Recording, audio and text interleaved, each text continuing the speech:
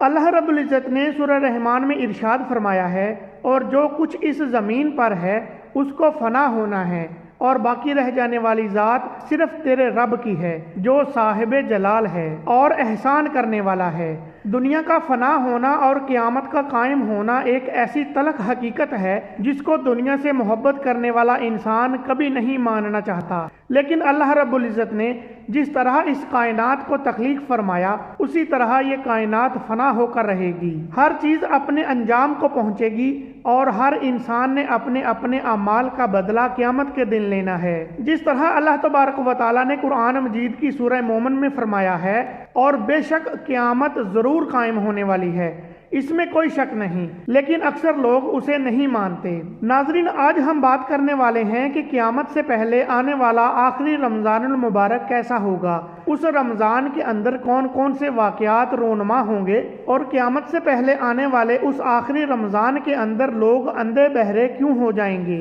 اور اس آخری رمضان کے سال میں زلزلوں کی کثرت کیوں ہوگی، اور کیا آج کے دور میں آنے والے زلزلے کہیں قیامت کی نشانی تو نہیں ہے، اور اس آخری رمضان المبارک میں نبی پاک صلی اللہ علیہ وآلہ وسلم نے ایک سال کا کھانا جمع کرنے کا کیوں کہا، اور نبی رحمت صلی اللہ علیہ وآلہ وسلم نے اس آخری رمضان المبارک میں ظاہر ہونے والے فتنوں سے بچنے کے لیے کون سا عمل ارشاد فرمایا۔ ان تمام سوالات کے جوابات قرآن حدیث کی روشنی میں آج کی اس ویڈیو میں ہم آپ کے ساتھ شیئر کریں گے، لہٰذا ہماری آپ سے یہ گزارش ہے کہ اس ویڈیو کو آخر تک ضرور دیکھیں تاکہ آپ کے علم میں اضافہ ہو سکے اور قرب قیامت میں ظاہر ہونے والے ان تمام فتنوں سے آپ خود کو بچا سکیں اور اپنے ایمان کی حفاظت کر سکیں۔ قیامت ایک عربی زبان کا لفظ ہے جس کے لغوی معنی کھڑا ہونا یا دوبارہ زندہ کرنے کے ہیں۔ قیامت حقیقی طور پر اس دنیا کی تباہی کا نام ہے جس کے بارے میں تمام انبیاء علیہ السلام نے اپنی اپنی امتوں کو آگاہ کیا۔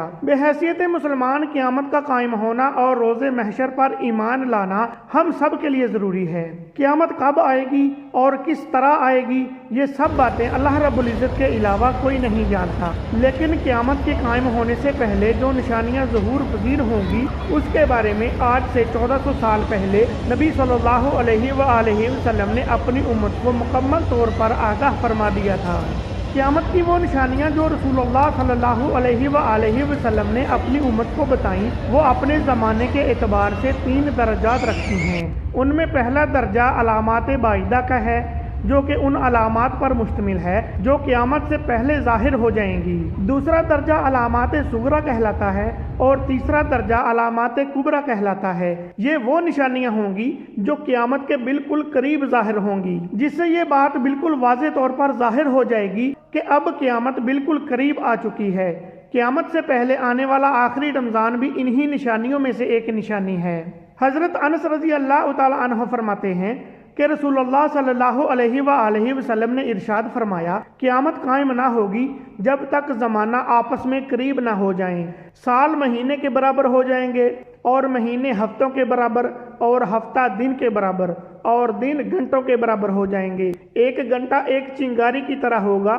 جو چمک کر فوراً بجھ جاتی ہے۔ نبی کریم صلی اللہ علیہ وآلہ وسلم نے آنے والے آخری رمضان کے بارے میں ارشاد فرمایا کہ یہ رمضان المبارک انسانوں پر آنے والا آخری رمضان ہوگا، جس کے بعد یہ بابرکت مہینہ کبھی نہیں آئے گا، جس کے بعد اس زمین اور اس پر بسنے والی تمام مخلوقات 1 سال کے عرصے کے اندر ختم کر دی جائیں گی۔ حضرت نعیم بن حماد رضی اللہ تعالی عنہ سے روایت ہے کہ رسول اللہ صلی اللہ علیہ وآلہ وسلم نے ارشاد فرمایا، قیامت سے قبل ایک ایسا رمضان آئے گا جس میں عوام الناس کو ایک ایسی زوردار آواز سنائی دے گی، یہ آواز اس قدر خوفناک اور زوردار ہوگی جس کو سننے کے بعد انسانوں سمیت دیگر مخلوقات بھی سہم جائیں گی، اور لوگ اس آواز کی کھوج میں پڑ جائیں گے کہ یہ کیسی آواز تھی اور کہاں سے آئی تھی، لیکن کوئی بھی انسان اس آواز کی کھوج نہیں کر سکے گا۔ جس رمضان المبارک میں ایسی آواز سنائی دے جس کی کھوج نہ لگائی جا سکے،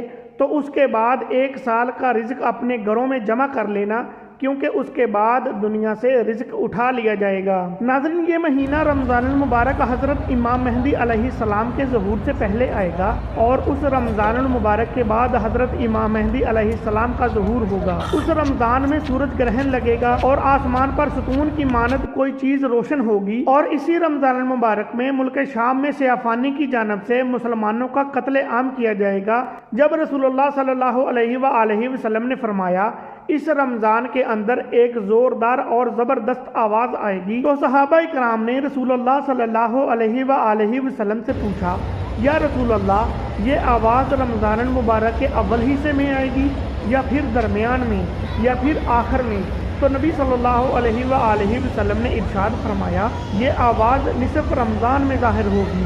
جب نصف رمضان میں جمعے کی رات ہوگی تو آسمان سے ایک زوردار آواز آئے گی جس سے 70,000 لوگ بے ہوش ہو جائیں گے، اور زوردار چیخ کی آواز سن کر 70,000 انسان اندھے ہو جائیں گے اور 70,000 انسان بہرے ہو جائیں گے۔ ایک روایت کے مطابق 70,000 لوگ راستہ بھٹک جائیں گے اور 70,000 لڑکیوں کی بکارت زائل ہو جائے گی۔ تو صحابہ کرام نے نبی صلی اللہ علیہ وآلہ وسلم سے دریافت فرمایا، تو کیا ہم آپ کی امت میں سے اس آواز سے کوئی محفوظ رہے گا؟ تو رسول اللہ صلی اللہ علیہ وآلہ وسلم نے فرمایا، جو اس وقت اپنے گھر میں رہے گا اور سجدوں میں گر کر اللہ تبارک و تعالیٰ سے پناہ مانگے اور زور زور سے تکبیریں کہے، اللہ تعالیٰ اسے محفوظ رکھے گا۔ نبی صلی اللہ علیہ وآلہ وسلم نے ارشاد فرمایا، اس آواز کے بعد ایک اور آواز ظاہر ہوگی۔ پہلی آواز حضرت جبرائیل علیہ السلام کی ہوگی اور دوسری آواز جو ظاہر ہوگی وہ شیطان کی ہوگی۔